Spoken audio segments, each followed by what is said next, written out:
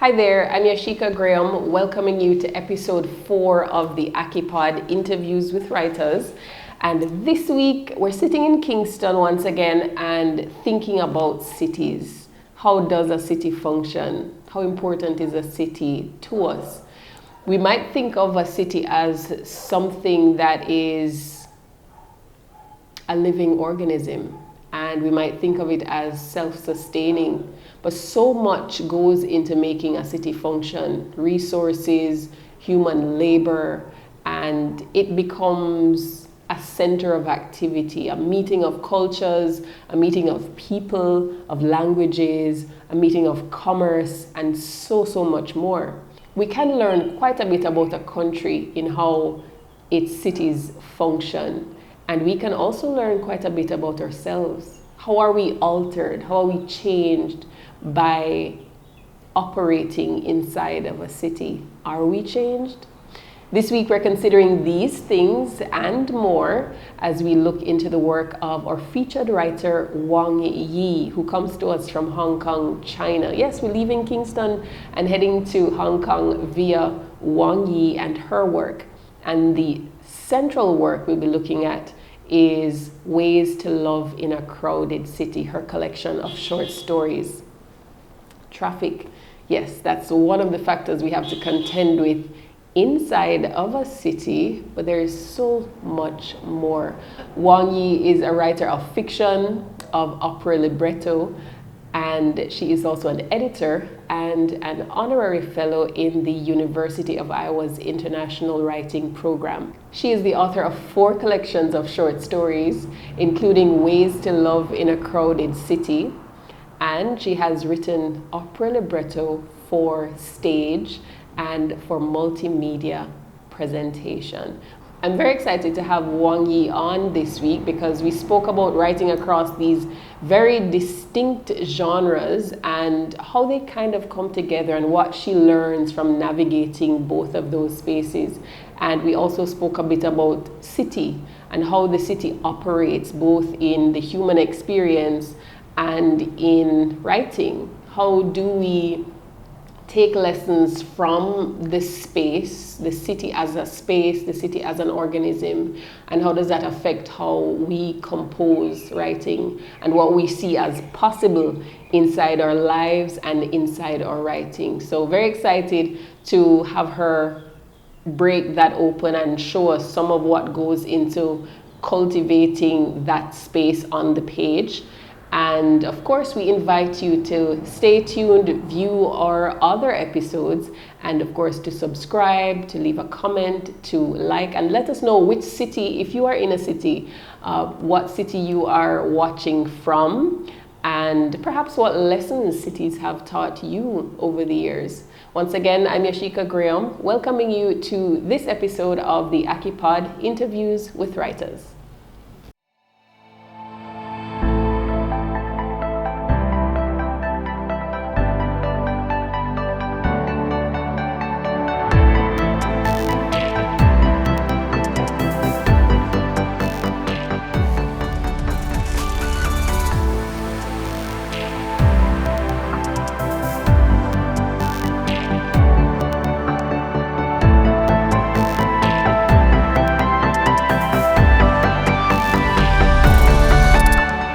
Hello, I'm Wong Yi. I'm from Hong Kong, and I mostly write fiction and musical performances like opera libretto in Chinese. Somehow I didn't remember that part. Ooh, yeah, I seldom talk about that part. There's no context for me to talk about that. Okay, here is your context. Okay, so if you can tell me a little bit about each of the genres that you work in, and what you're able to do in those genres. Okay. Yeah.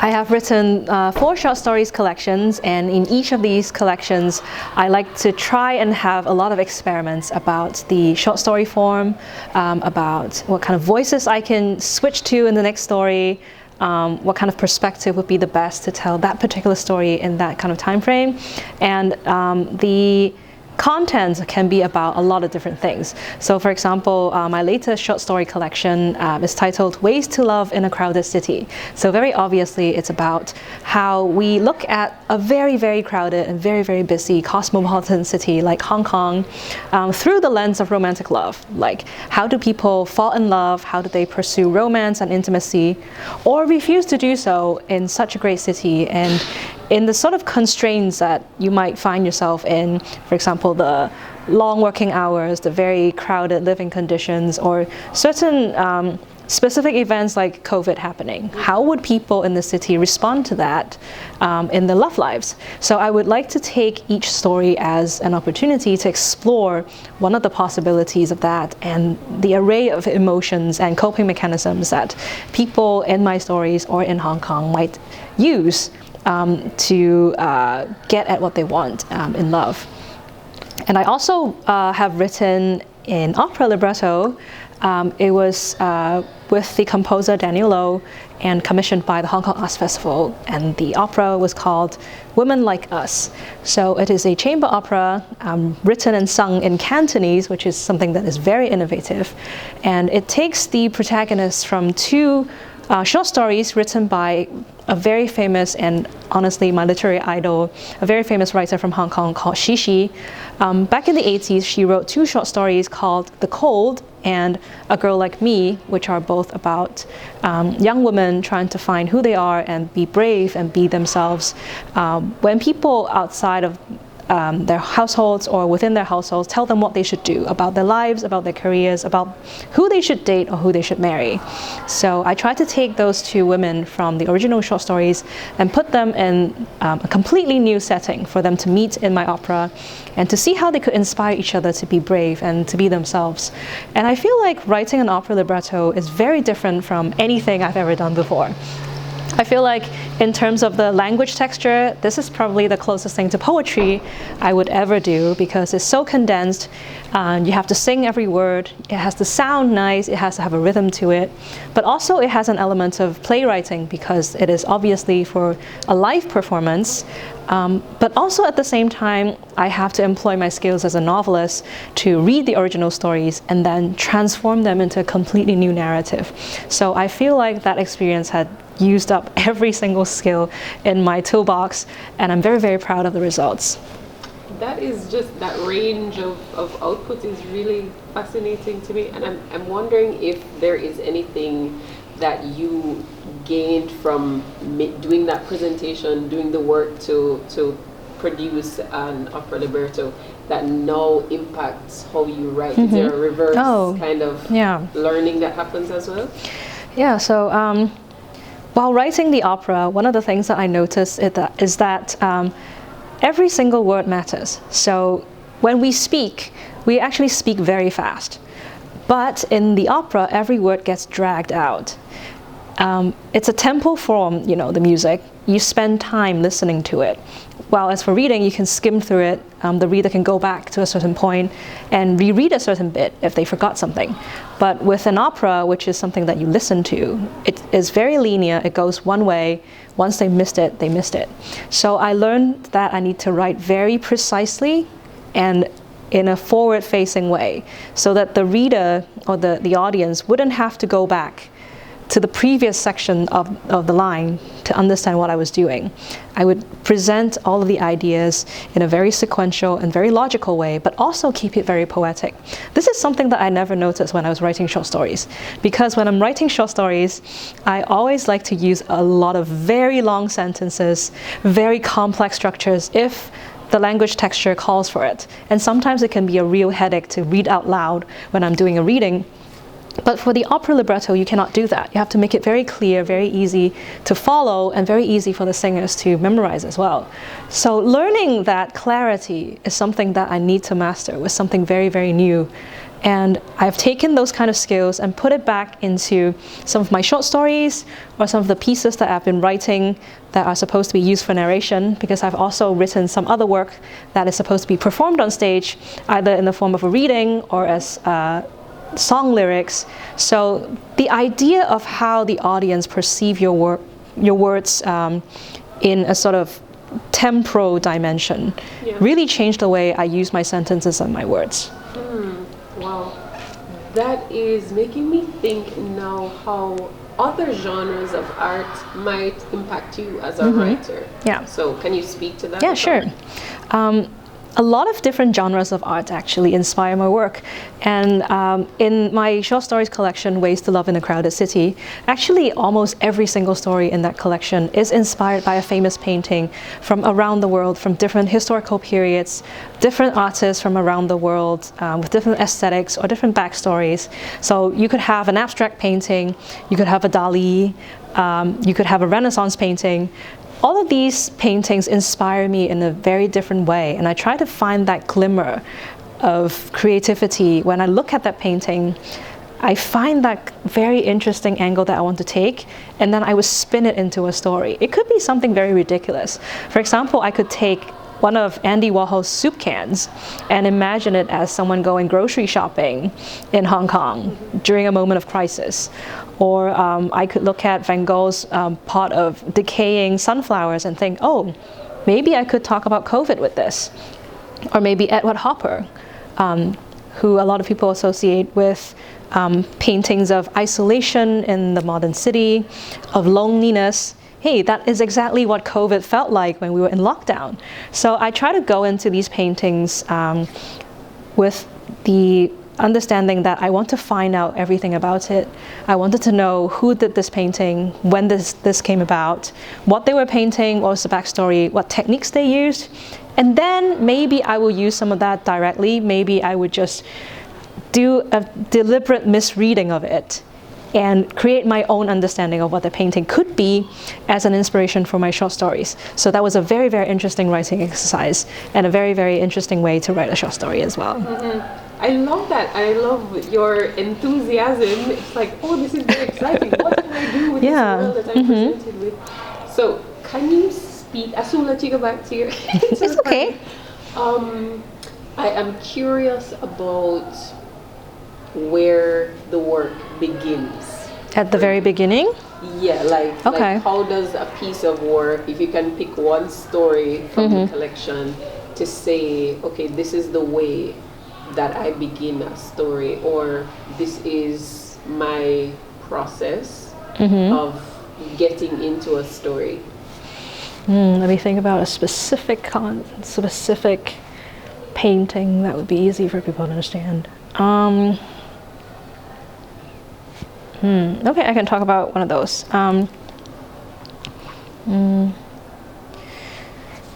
So there is this one particular short story from Ways to Love in a Crowded City that I really like.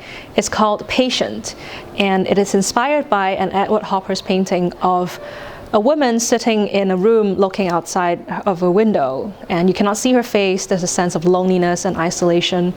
And that painting inspired the story Patient, in that the story is about self-quarantine during COVID. I remember that when COVID first hit, everything stopped. Instead of the city being very crowded, we stopped going out. We were stuck in our own homes. We were isolated from everyone and everything. We felt like we were all alone in the world. And at that moment, I remember this Edward Hopper painting of sitting there all by yourself. And at that point, actually, one of my friends came back to Hong Kong from Australia. She was studying abroad. She came back to Hong Kong at the beginning of the pandemic, when it started to hit Australia. We were afraid that the borders might close and she might not be able to come back. So we said, hey, come back. At least you'll be in Hong Kong. We'll be able to take care of you when you're here. So she came back, and at that time, nobody required her to do a self-quarantine of 14 days in a hotel. But she decided to do it out of her own accord because she wanted to protect everyone. And I thought that was very noble. And I thought, hey, maybe I could take this person's story and twist it into a love story where the protagonist of the story came back to Hong Kong and decided to quarantine herself in the hotel because she didn't want her lover to get infected if she was carrying COVID. And then I remember the Edward Hopper painting of the idea of this woman in the painting sitting there looking longingly outside of the window. Perhaps this could be the protagonist in the story, thinking about her lover outside in the city when she could only stay on this side of the window looking outside, thinking, oh, she's out there. I'm happy that I'm back in the city, and I'm doing this because of her. I'm doing this because there is love in my heart. There's meaning in this very terrible sort of self-imprisonment of 14 days. But I found meaning in this. So that is sort of example of how I go about conceptualizing a story. Sometimes I go directly into the painting. Sometimes I would borrow inspiration from a real story or human being around me, and then I try to twist it in a way that it becomes something very, very new and very, very unique. Thank you. One more question. Sure. You mentioned an influence earlier. I'm curious about the particular role or the particular quality of the work that that person produced that inspired you, or you could mention other writers who have influenced your work. Okay, I can talk about Xixi. So one of my favorite writers in the entire world is the Hong Kong writer Xixi. She is such an influence on me when I first started becoming interested in literature at all. I first encountered her work as a 13-year-old in my first year of secondary school. I was very fortunate that my school would hire writers to come in and give us creative writing workshops after school. And the instructor would give us a lot of different pieces to read from everywhere. We were reading Kafka and Calvino at the age of 13, and we would also be reading contemporary Hong Kong writers such as P.K. Leung's poetry, Lau Yicheng's short stories, and then there was Xixi. Xixi is a very, very amazing writer. She writes poetry, fiction, book reviews, everything under the sun. And when I first read her work, I realized, oh, this could be a very interesting thing, because in her literary world, she could use very small words that even a 13-year-old girl would understand, but she could talk about such deep and timeless issues, such as love, such as caring for the environment, or caring for one another in the city, or the people in the margins of society, the old people, the children, the students, the women, the immigrants, people at war. And she did all of these in such a poetic and caring way, without lecturing or doing any kind of propaganda or trying to teach you a lesson about anything. She just does it in her own gentle and steady voice and brings you into her stories. And I felt like, oh, I didn't know that I could use words like that. I didn't know that I could also tell stories like that. And I didn't know that telling stories that happen in the city that we live in is also a possibility. I could, instead of just writing stuff like about dinosaurs and fairies and magic, I could write something about the daily life and be respected. So when I was starting to write, I did a lot of what Xixi did. I tried to write about the things that I care about in a city. It could be animals, it could be a plant, it could be something bigger than that, and always using a very accessible and friendly kind of way to welcome all of the readers into the story, to find something out for themselves. And I'm very, very fortunate that when I became a writer, I also got to become friends with Xixi, and I got to see how she lives, how she works. She likes a lot of the same things that I do. Like, we all like teddy bears. We always notice the cat or the dog walking by in the city when nobody noticed them. We always like to bring a sense of joy and calmness to the people around us.